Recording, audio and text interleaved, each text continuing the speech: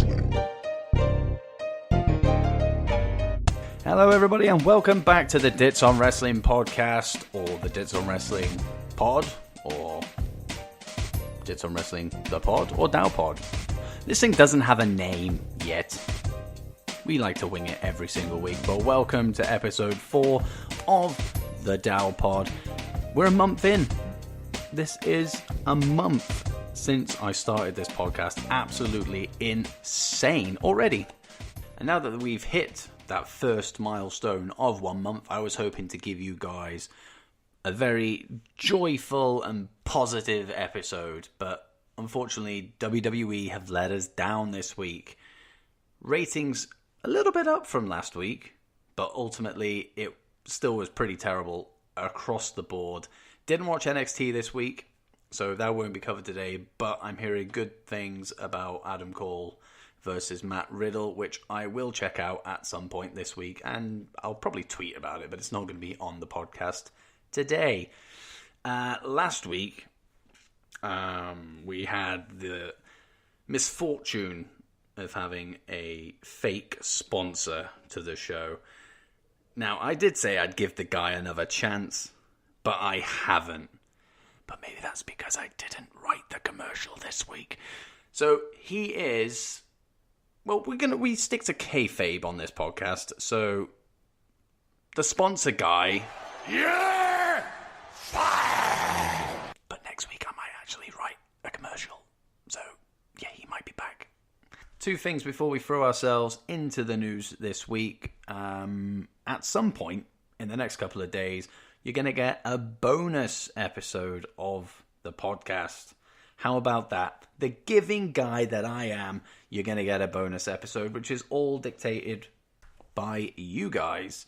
Last week I put out a tweet asking people if they were hired by WWE, they were tasked to write one storyline to save the sliding ratings. What storyline would you come up with? And the response was fantastic. Lots of good ideas. So I figured I'd record a whole episode just on that one tweet. So in the next couple of days, that podcast will drop. You'll all be tagged in it. Whoever came up with the best ideas. I'm going to put my favorites and we'll go from there. But there you go. The first bonus episode of the Dits on Wrestling podcast drops very, very soon. Second announcement is something I'm very chuffed with, and that is that the Dits on Wrestling podcast is now a part of the SLTD podcast network. That is a thing that has happened this week. I joined some good company in Town Nation and the Wrestling Guild. The podcast network is in its infancy at the moment, so it is definitely a watch this space. In the next few months, this thing is going to be huge. So stay tuned. Of course, we'll still be here on the Dits on Wrestling podcast at the same links as it always is on iTunes, Spotify, Stitcher, and my own YouTube channel. But we'll also be available over on Spreaker with the SLTD podcast network. So good news all round for you there. An extra episode this week, and we're now part of the SLTD podcast network. Lovely stuff. Now, I think we can call it a day there with this intro. Yeah, we're pretty happy with that. So let us bundle into the week's news. Here we go. Now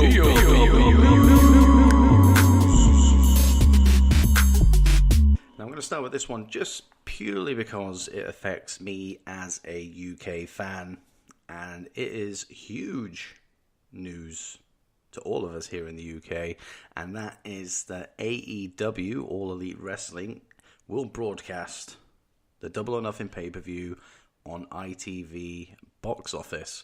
So for you guys across the pond or wherever you are in the world that is not the United Kingdom, it's probably the second biggest terrestrial channel that we have here on the island, behind the BBC, which many of you probably have heard of. It's a big deal for UK fans, this, I think, because we've just come off the back of a pretty successful World of Sport run on ITV last year. So for this now to be the follow-up, because I think World of Sport isn't going to happen again now. So I think AEW is probably the way they're going with it. So they're going to start with this pay-per-view, which is going to be a reasonable price of £14.99. I've heard in the US it's going to be upwards of like $30. So there's a big difference there.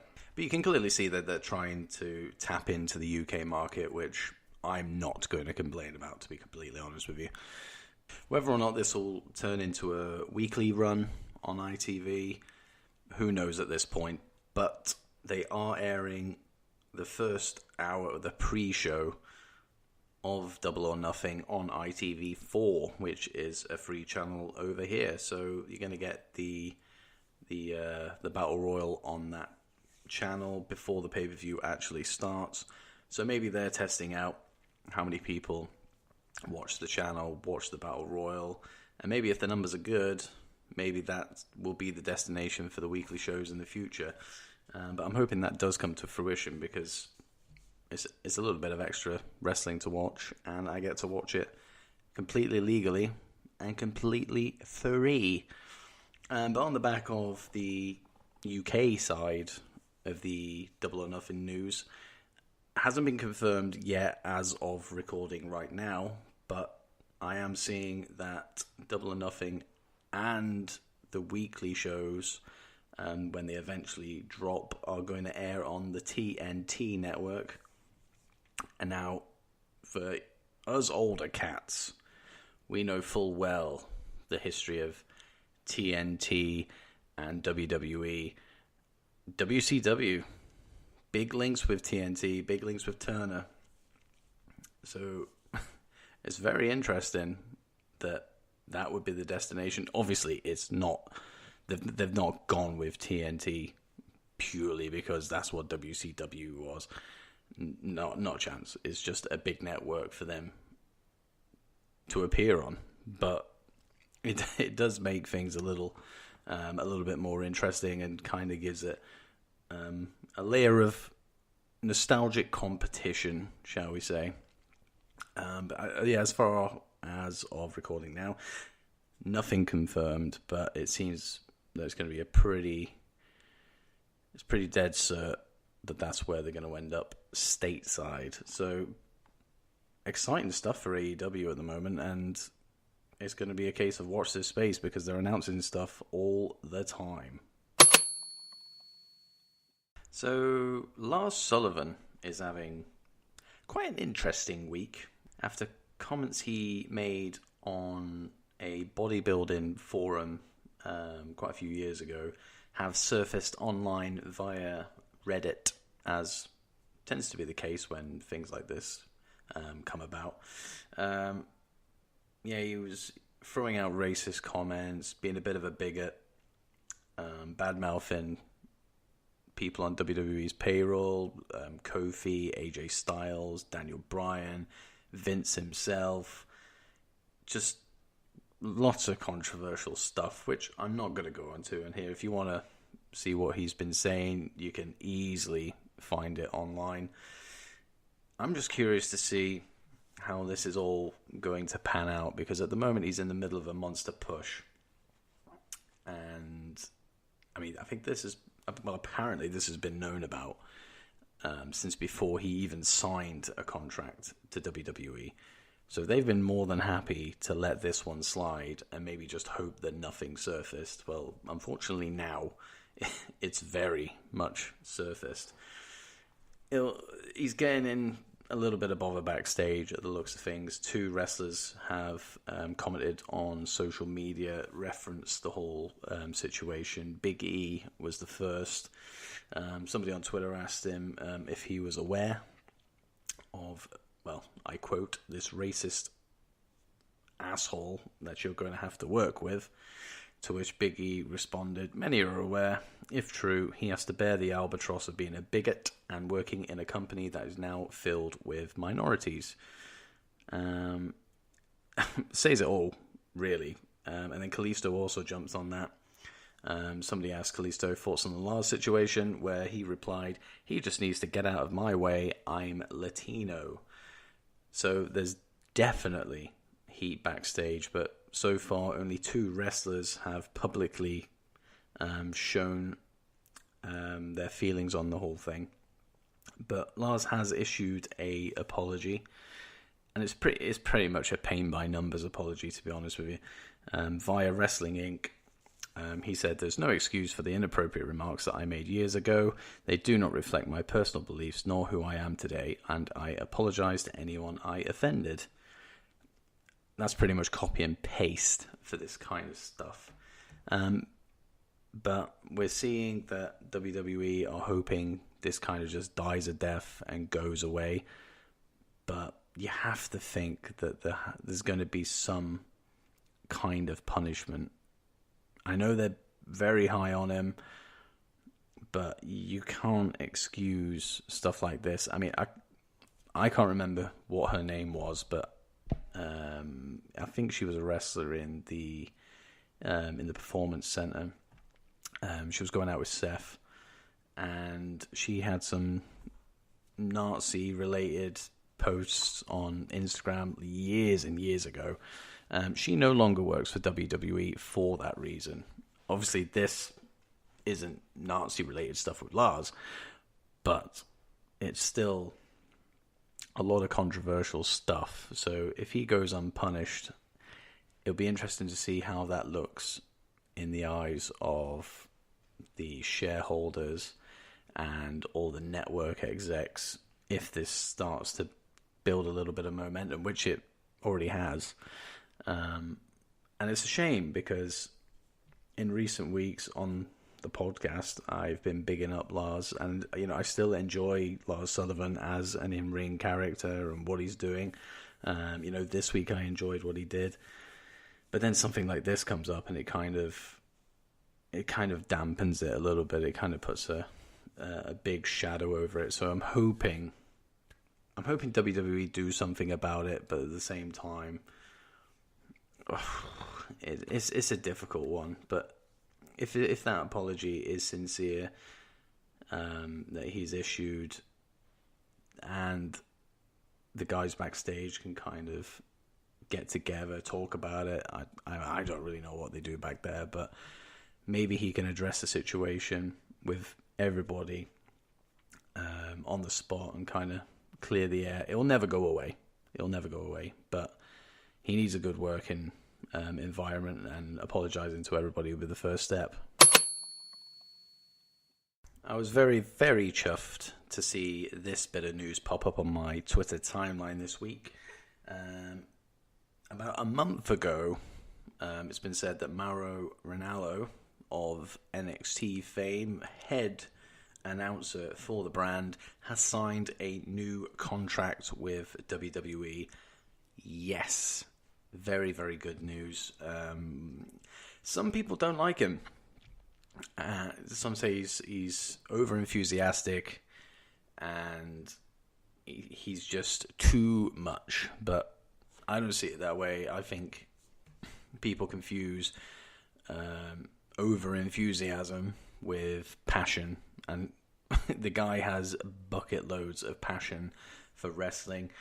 It's good as well because this contract essentially is a mirror image of his previous one, so he'll still be able to go off and do Bellator or Bellator. I don't even know what that thing's called. It's pronounced one of those two. And also Showtime Boxing as well. So he gets to do the WWE gig and still gets to do his side projects as well, which is fantastic. And having Mauro around for a little bit longer, definitely not a bad thing. If you haven't heard, WWE are in a bit of a ratings pickle. So they are doing everything they can to try and turn their fortunes around. We'll talk about the on-air stuff when we go into the Raw highlights in just a second.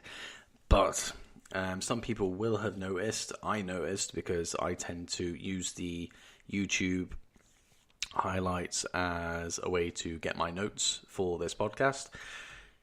They didn't appear as soon as they usually do this week on Raw, so they held back a little bit. I think they started airing them about 2 hours after the segment aired live. So it looks like, and I've read it in a few places now, it looks like to try and push more eyes onto the live broadcast, they're cutting back on YouTube highlights so people don't just go there and just kind of get the general feel for what happened on the show, the highlights of the matches, the gist of all the promos. Because I think that's what a lot of people are doing at the moment. Not many people are satisfied with the product. It is stale, which is a shame. It's an absolute shame, but the ratings reflect that. But a lot of people, because of the staleness of the product, they will just go to YouTube just so they know what's going on, and then they'll move on, which obviously doesn't help WWE in any way, shape, or form. No matter how much they brag about their YouTube views and how they get more than the NBA and NFL, like, who cares? At the end of the day, it's all about TV ratings to these network execs. It ain't about how many YouTube views you get or how many followers you have on social media. Who gives a crap? It's all about the ratings, and this seems to be their first desperate step in trying to right the boat. But we'll see as weeks go on, see if this is a trend that continues. But at the moment, it looks like they're going to take a bit of a back step with YouTube and start putting on those highlights way past when they actually air live. And there you have it. That is the news of the week. Now, you're going to have to strap yourselves in for this one, because it is a doozy. If you haven't watched Raw this week, or the week just gone, you could probably get away with not watching it, to be completely honest with you. I struggle to get highlights, but I have at a push. So just, strap yourselves in, because this is going to be a rough ride. Steph, lead us into Raw highlights, please. Welcome to Monday Night Raw!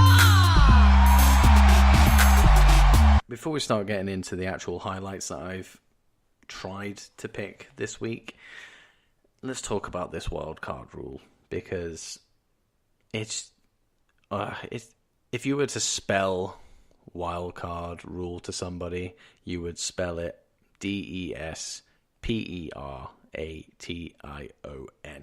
Desperation. I'm going to have to check that back to see if I actually spelled that right. Otherwise, this could be really embarrassing. But it is, desperation is definitely the key. And I don't know how Vince wanted to portray it on the show.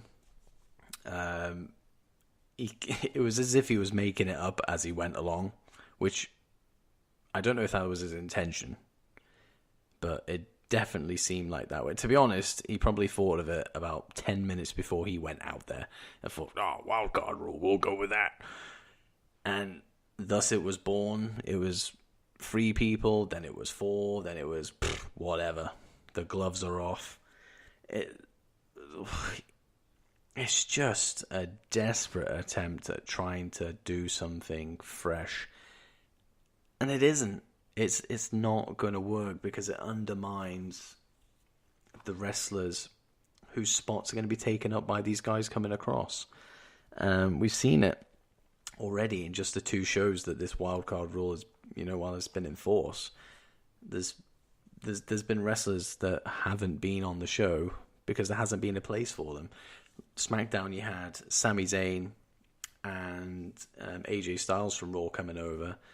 That's 2 spots in that main event. Obviously, Kofi was in the main event as well, SmackDown guy. But the other 2 spots, Raw guys.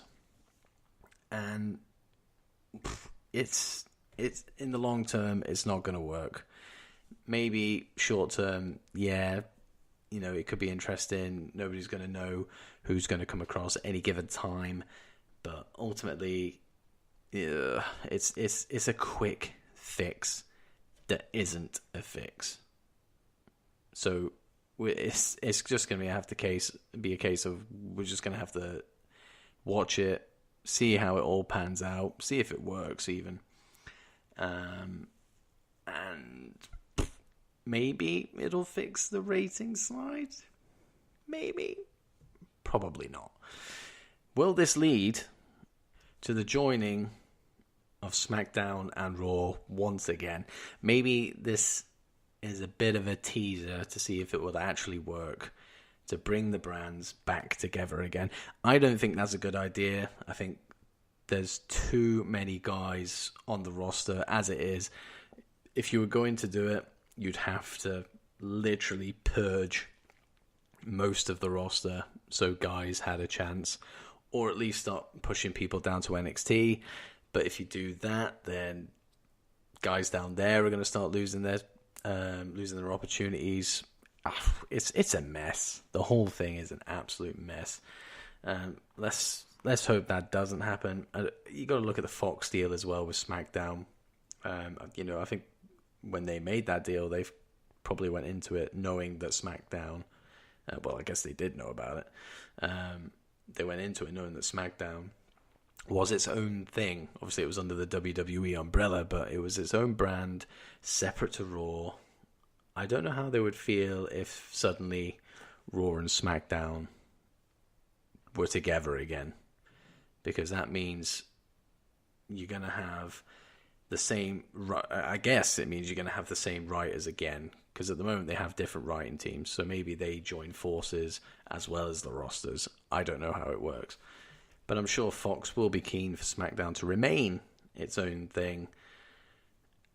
And again, watch this space, because WWE are in trouble. They're not going to go out of business like some people have said. That's not going to happen. They are an absolute juggernaut. But if these ratings continue to plummet, and I don't know what's going to happen. I really, really don't. However, what I will say is just listen to the bonus episode of the Dits on Wrestling podcast when it drops in a couple of days, because the ideas in there, maybe somebody on that WWE creative team should pay attention to that episode, because there are some great ideas that could easily fix the ratings, short term, long term, either or. So, yeah, get somebody from creative on the phone and say, listen to the Dits on Wrestling podcast. This is how you save your show. Maybe not, but that is the situation we were in, and the wildcard rule is awful. But no, let's get in that. That's enough of the wildcard rule. It's annoying me already just thinking about it. Highlights. Oh God.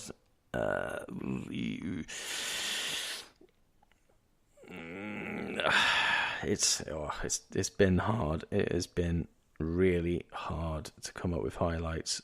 Two matches this week were highlights. They were easy ones to come up with. Roman Reigns against Drew McIntyre. That was a great match. It was better than their WrestleMania match for me. Very entertaining, very hard hitting. They definitely work really well together. Which is, I know I've just badmouthed the wildcard rule, but now that Roman's on SmackDown, and obviously Drew has remained on Raw, we can get these matchups that we wouldn't usually have. Obviously, this isn't a fresh matchup because we've just seen them feud. But with other people, you can see fresh matchups, i.e. Sami Zayn versus Kofi versus AJ over on SmackDown Live, which we'll talk about in a little bit. But no, it was a great match.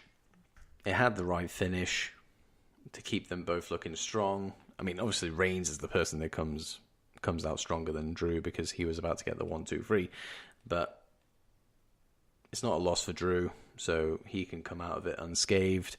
Roman looked as strong as ever, only succumbing to the beatdown from Elias and Shane. But no, it was a really good match. topped their WrestleMania effort, and that is why it is a highlight for me this week. The other match, of course, is Kofi Kingston versus Daniel Bryan. Now, this one wasn't as good as the WrestleMania match, but how could it be? The moment alone at WrestleMania, nothing was ever going to top it. But no, it was still a very, very good match. Another clean win for Kofi, which is exactly what he needed. He's looking strong as WWE champion at the moment, and that is surprising considering how WWE tend to book champions like Kofi, so the guys who are the underdogs. You know, if this was the Intercontinental Championship, US Championship, or the tag belts, he would have lost by now. But they're doing right by him as WWE champion, so it's good to see that they're not dropping the ball with him yet. But no, it was a good solid match. And that is the full stop on their feud for now, so he can go off and focus on Kevin Owens at Money in the Bank later on this month. So they're my two match highlights this week. I really struggled outside of that to find highlights away from the ring. Samoa Joe. In fact, Samoa Joe was a highlight for me, but it was also a disappointment. When we saw Dominic leave Ray and start walking down the corridor backstage and Samoa Joe was following him, I thought it was going to go to a commercial, come back, and we were either going to see Joe choking him out, or we were just going to see Dominic laying on the floor as if we figured that Joe had done it. We didn't see that. He kind of gave Dominic a little warning to give to Ray. It was nice. It was a nice touch. He mentioned Ray and Eddie Guerrero's feud from many, many years ago when he told Dominic about his uncle Eddie. It was a good little backstage skit. But Samoa Joe's always great in these situations. I just wish that I just wish it became a little bit more personal by Joe choking Dominic out. I think that would have been a really nice touch to the feud. It doesn't necessarily need it, but I think it would have just been a bit of a cherry on the cake. Yeah. So we're now definitely into struggling territory here. I actually enjoyed, to an extent, The Miz and Shane's little interaction. They had a few backstage moments on Raw. So they had Miz and Shane doing their thing. Sammy and Braun were also involved in some backstage shenanigans. Sammy is not a highlight this week, by the way, as he has been for the last 2 weeks, purely because they ruined him this week by letting Braun throw him into the garbage. But there you go. So sadly, he's not a highlight this week, despite how good he was again on the promo. But we're not talking about him. We're talking about Miz and Shane. But no, it was good to see Miz and Shane. I am enjoying their feud at the moment. It hasn't soured for me yet. It's actually quite a long storyline when you think about it. I mean, this is dating back November last year that this has been going on for, when they first became a tag team. Maybe even further back than that. I can't remember, but it's definitely been going on quite a while. At least 5 months, because we're into May now. No, I did enjoy it. The only thing I didn't like about it was how Shane just turned into Super Shane when he got backstage and was hit by chair shots and just seemed to absorb the pain and just crack on. Now, I know this is the guy who has been thrown through panes of glass, jumped off Titantrons, fallen off the Hell in a Cell twice. If I got hit in the back with a chair, it would hurt, and I would not be able to absorb it. It would kill me. But he just took it, and then just ended up cracking Miz in the Ghoulies, and that was enough for him to get away. So that's my gripe with it. I think they should have maybe got Shane to sell just a little bit more than he did. But that's where we are with Shane at the moment. He can do no wrong, and he is essentially Super Shane now that he is a heel. So that is a highlight at a stretch, the Miz Shane segment. My last highlight for Raw is the Viking Raiders. I'm used to that name now. I don't know about you guys, but I'm used to that now. I would never have got used to the Viking Experience. Even hearing it as their double team finisher, that is still a struggle. But their actual name, the Viking Raiders, I'm on board with now. I don't like it, but I'm on board with it. Their names, however, Eric and Ivar, nah. That's never going to be something that I'm going to accept. Hansen and Rowe, that's who they are. But I guess we got to call them Eric and Ivar from now on, I guess. I really enjoyed how dominating they were once again on Raw. I really like them in NXT. I'm enjoying their run so far on the main roster. Tag team champions, Ryder and Hawkins, it's run its course. It was a good moment at WrestleMania, the end of the losing streak for Hawkins, but it's time to move on, I think, and put those belts on somebody or a team that are going to be able to carry that division on Raw. And the Viking Raiders are in for a good shout to be the team to do it.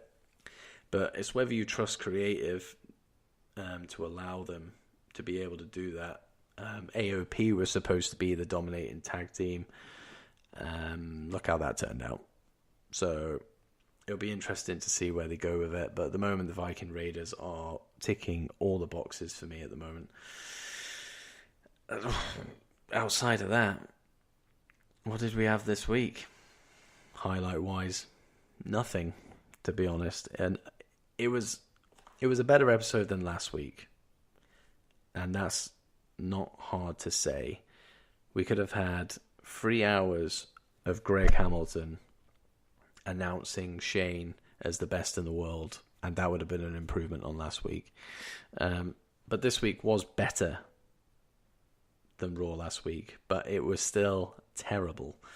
And that is reflected in what you guys had to say on Raw this week. Let's have a look and scroll down and see what you guys had to say. At Wrestle Hooligan, he said, I couldn't get through last week or this week's episode. Just watched the Wrestle Talk to find out what all happened. Yeah, so that's kind of what I touched on earlier, actually. I think it's been like this for a couple of months now. A lot of people find other ways to watch Raw and I guess SmackDown as well, to a lesser extent. They will either go on YouTube or just look on stuff like What Culture, Cultaholic, whatever, wrestling news sites, just to see what's going on, rather than actually having to bear the pain of watching it live. So Wrestle Hooligan is another one of those people. At Becky B. Abors _1, Robert Marmea, I think that's how you say your name. Are you kidding me? Bearing in mind, I said that Raw was better than last week. That was what I put up, and this is what he's replied. Are you kidding me? Honestly, it was a complete joke. The Revival was reduced to being used as a comedic act, and the Usos now acting like a bunch of giggling fourth graders with their pranks. I'm just beside myself when Vince McMahon pulled out the wild card power play. Yep, I actually agree with you on the Revival front.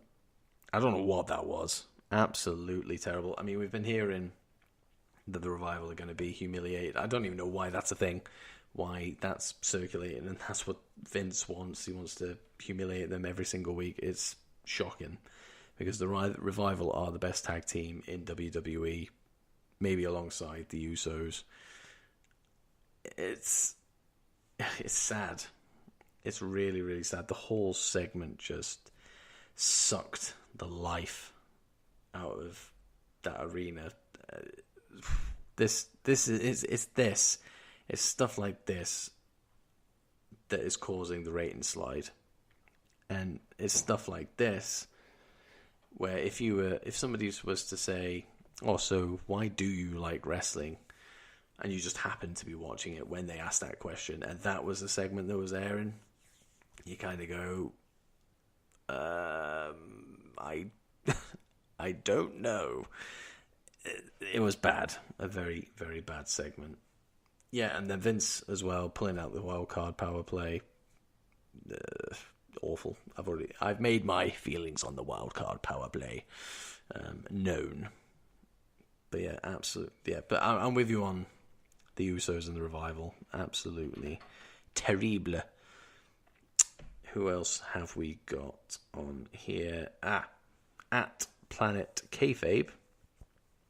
I thought it was just as bad as last week, but ended with a good match. I agree. Just came off as 3 hours of desperation, hot-shotting to me, with your typical bad skits. Commentary was particularly bad too. It's like they were trying to get fired or something. I do agree with all of that. The desperation side of things, and all the bad skits. Commentary, though, it's interesting that you say about the commentary, because I have one such example of terrible commentary. Renee Young. I enjoy Renee Young's commentary, to be honest with you. It's not the best that WWE have ever had, but there is certainly a lot worse, and it's nice to have a female voice in the announce booth. But the thing that really griped me with her announcing this week, Sami Zayn came out and she said how happy she was to see him, and within 5 minutes of him doing his entrance, getting in the ring, and doing his Sami Zayn shtick that we've been hearing for the last couple of weeks, she suddenly wanted him to shut up, and she wanted somebody to come out and shut him up. Did they hire somebody to do continuity a couple of weeks back? Because it's all well and good doing continuity between shows, but how about you do continuity within the same segment? It was a bit poor from Renee. Just bad. Finally, Brandon Agent at Taco Bell Raider, he said, nice, short and sweet, to be honest with you. It was an embarrassment to the industry. Yeah, it was embarrassing, to be honest. There was a lot of bad on the show, but there was some good as well. So I wouldn't say it was a complete embarrassment, but I can certainly see where you are coming from. And that was Raw. Not one positive comment to come out of Raw from you guys, and I struggled to get my positives on Raw out there as well. Just, yeah, let's hope Raw next week is a little bit better, but we can only hope, and just see what Vince comes up with 10 minutes before the show airs. I'm sure it's going to be great. Enough of Raw. I don't want to speak of that episode of Raw ever again. Let's head over to SmackDown Live. Shane, cue us in. Welcome everyone to SmackDown Live!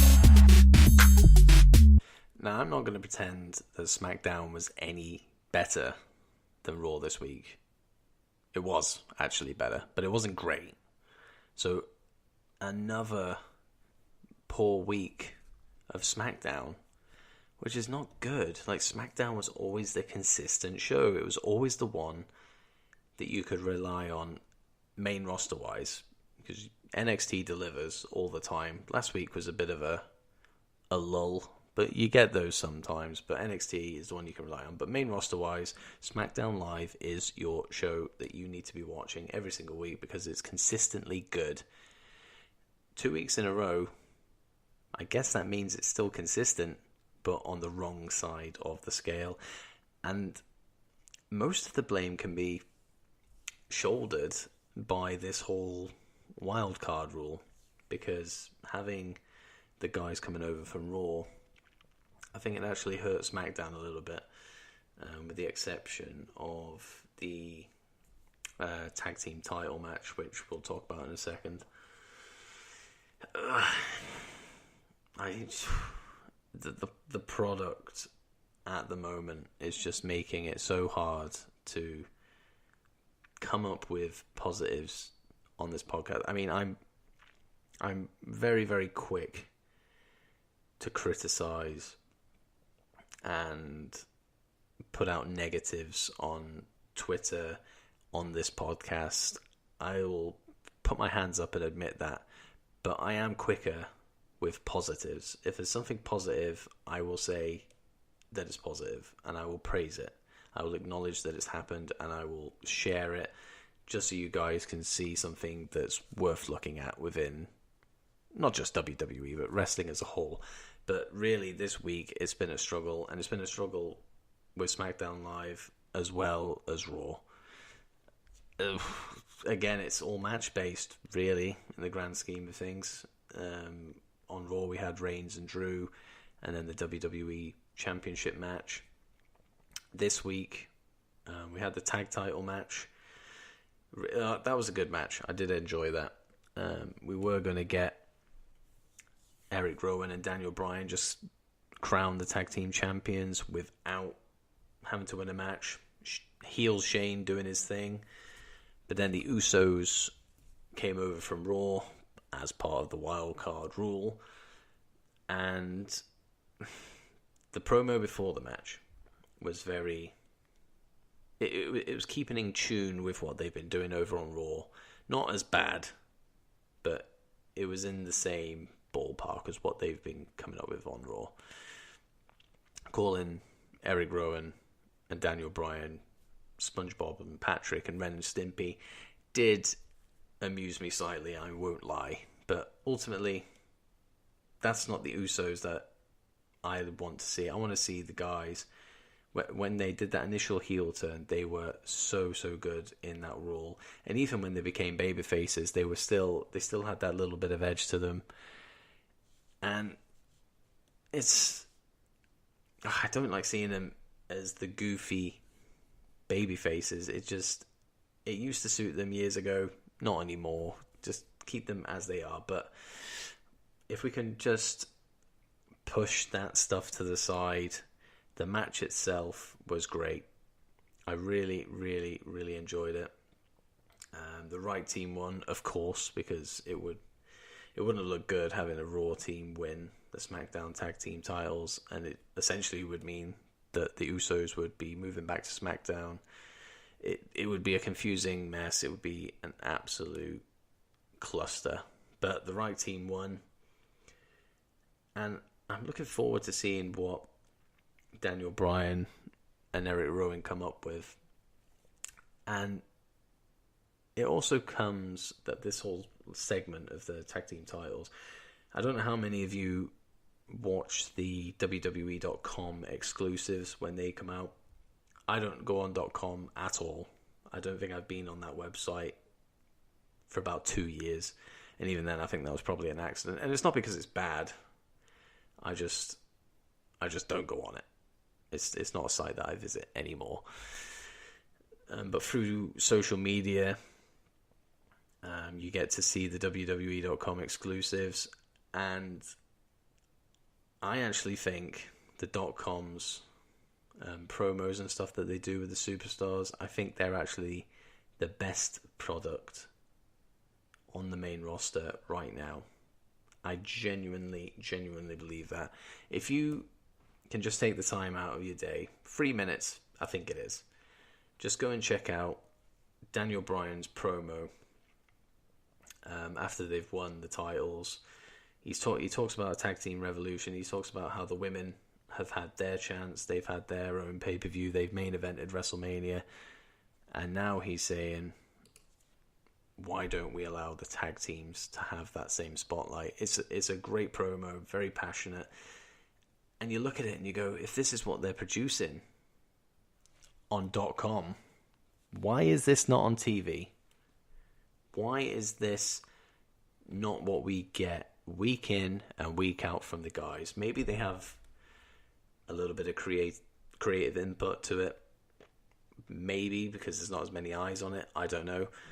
But if that is the case, and this is what they're producing every single time, even the Iconics, their stuff on the .com exclusives are hilarious and very entertaining. You just... It's got to get to a point where somebody's watching this and going, this is great. It doesn't mirror what they're doing on TV. TV ratings are down.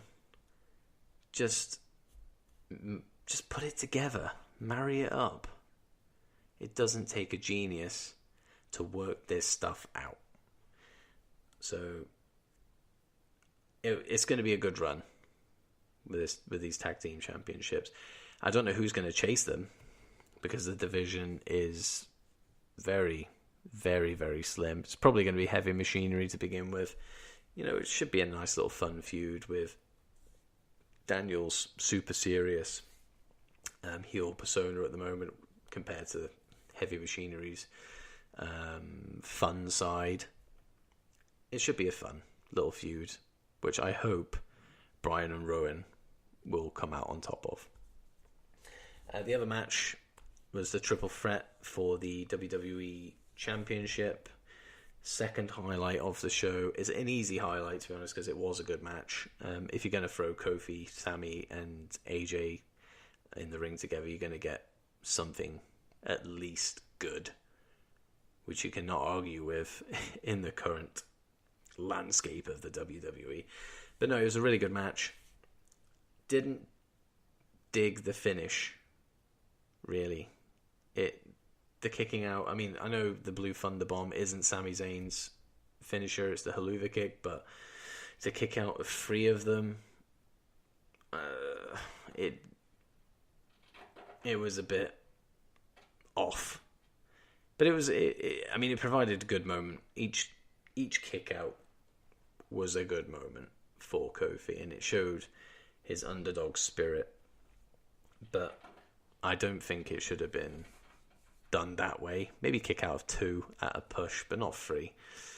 But again, the right person won. Of course, it was going to be Kofi. But everyone had a good showing. Kevin Owens himself had a good showing when he came down. Yeah, it was good fun match, good segment, and it'll be interesting to see where they go next week with Kevin and Kofi, because I'm actually really enjoying their feud at the moment. Outside of that, I guess it was in the ring, so we can class it as a match, kind of. Andrade and Ali. That was a fun little match. It was short because it wasn't supposed to be anything more than what it turned into, but at least gave us a taste of what these guys could do together, and it would be a fun little feud if they ended up doing one. I'm sure it's going to happen at some point, and it'd be a fun little thing to feast our eyes on. But the highlight for me of this whole segment were the RKOs. Always a highlight for me. The RKO is one of my favourite finishers in wrestling as a whole. I love Randy Orton, regardless of how plodding he is in the ring. Just, it's his character work for me. And just the RKO itself. The RKO sells Randy Orton. And the 2 RKOs he delivered to Andrade and Ali this week were flawless. And the ones that are performed mid-air are the best ones. And we got 2 of those this week. And yeah, that's really bad that those are my 3 highlights for SmackDown, and I can't think of any more. Genuinely can't think of any more, which It's sad. I was hoping to have at least 5, but I have 3. So there you go. That is the SmackDown highlights for you right there. Nothing from you guys on SmackDown this week. You're probably still completely demoralized from Raw. So I didn't get anything from you guys on SmackDown. No NXT highlights either this week. Obviously I haven't had time to watch it, but I will watch it because I want to see Adam Cole versus Riddle. So let's head straight over to my recommendations for this week.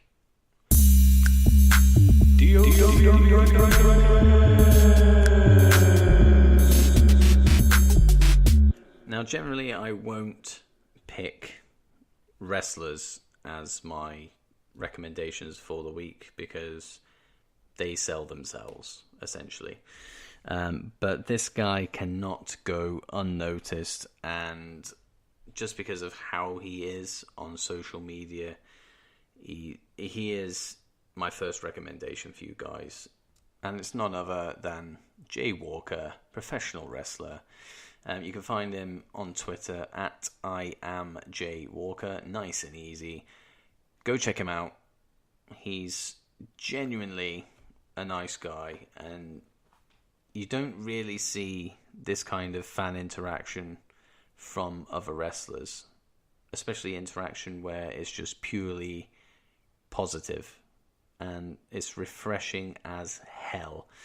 On May the 4th, he captured his 4th PCW Canadian Championship, so massive congratulations to Jay for that record title win. But to go with that, he has just this positive energy which he just gives out to his fans on Twitter.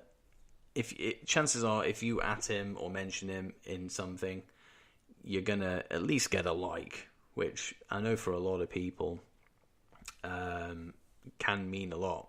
There's been times where, I don't know, Finn Balor, Kurt Angle, whoever, have liked one of my posts, and I've popped for it, and it's the same for Jay. But Jay will go that extra mile more often than not.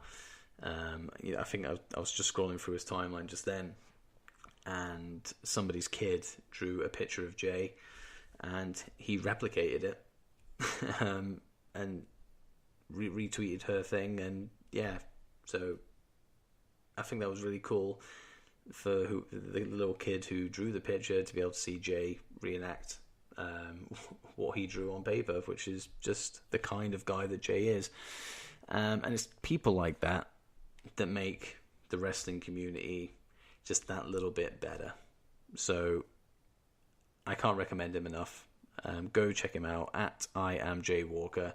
Not only is he a great professional wrestler, he's also a great guy, so check him out. My second recommendation for the week is a guy called Mark, at BCAFC Mark. So that is linked to him being a Bradford City fan, I think. This guy, and this is an opinion shared by so many people within wrestling Twitter, the wrestling community, he is generally one of the nicest guys that you will find on wrestling Twitter. Hands down. I can't remember the last time I saw him post anything negative. And usually, if he does post something negative, it's spun with a positive twist. And sometimes you need that. Sometimes it's just nice to see nice things. Sometimes you just got to avoid negativity, and you can't associate negativity with Mark. He's a good advocate as well for people with mental health issues, and the links that he comes up with wrestling, he's had the issues himself. His pinned tweet kind of says it all, really. Depressed, watch wrestling. Isolated, watch wrestling. Anxious, watch wrestling. Wrestling has helped me and many, many other fans through personal tragedy and incredibly difficult times in their lives.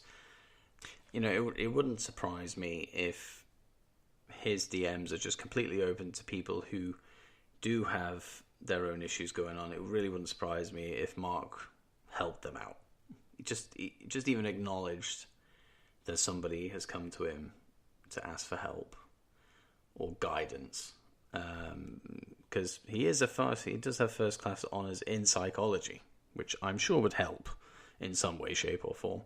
But no, generally he is a really, really nice guy.